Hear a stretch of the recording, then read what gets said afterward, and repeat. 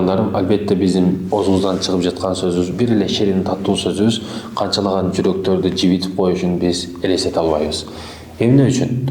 Жөнөкөй эле сыртка чыгып ассаламу алейкум рахматулла деп бирөө менен тааныбаган адам менен учурашып койсоңуз дагы канчалык кубанат. Же таанышпызбы деп мындай ойго калчап калат да.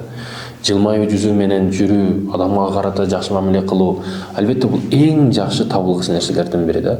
Эгер ушул касиеттер кимде болсо, бул эң жакшы бактылуу адамдардын бири. Себеби өзү бактысыз болуп туруп дагы бирөөгө бакыт тартылган адам чыныгы бактылуу эмеспи?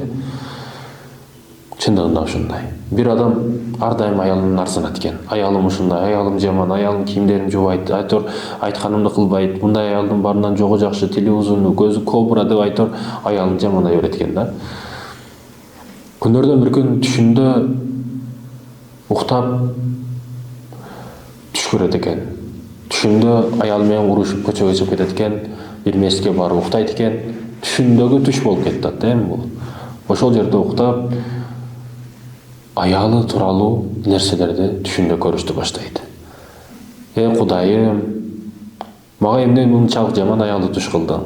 Мындан жакшырагы жокпу? Башкалар сыяктуу периште аялды мага берсең болбойбу деп түшүндө дагы нарзанашты баштайт. Ошондо ага карата бир өтө кооз үн келет. Сен мамилеңди оңдой алган карата. Ошондо мен анын сага карата мамилесин оңдоп коёмун деген үн келет. Болду, качан башталат ошол мамиле? Жакшы мамилесин мага качан кылат дегенде, сен бүгүн туруп, азыр мамилеңди кыл, азыр мен оңдошту баштайм ана мамилесин дейт. Бул жигит түшүнөн кубанып ойгонот, өтө кубанып ойгонуп үйүнө келип, газетасын ачып, отуруп окушту баштайт. Аялы байкуш кухняда идиштери менен кыйналып идиш жугуп жатат. Көздүн кыры менен аялын карап коет, качан аялы оңолуп жакшы мамиле кылат деп күтүп отурат. Бул биринчи баштайын эми деп аялга жакындап келип, сизге жардам керек эмеспи дейт.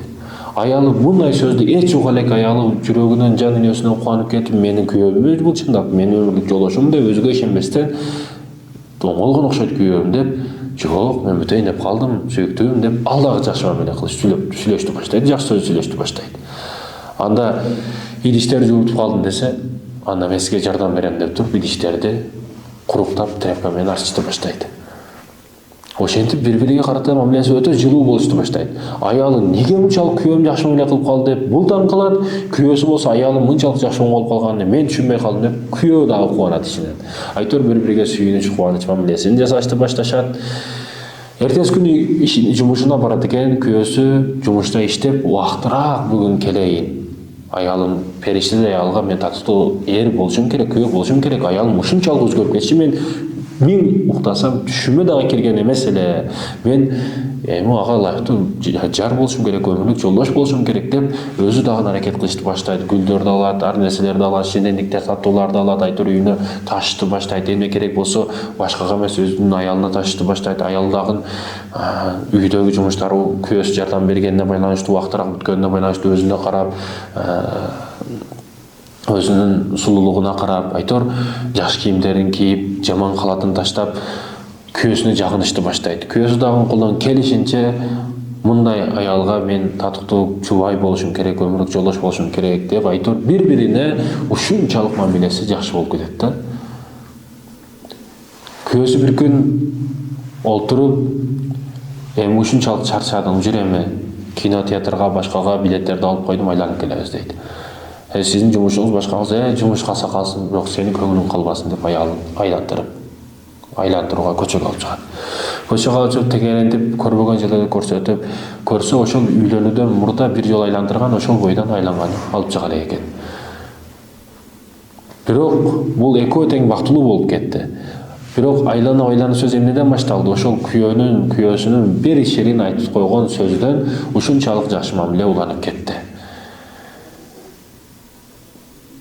Урматтуу мусулман бир туугандарым, биз бүгүн бир ооз ширин сөзүбүздү жакындарыбыздан, өмүрлүк жолдошубуздан аябашыбыз керек. Чындыгында бүгүн баягыдай не деп коет?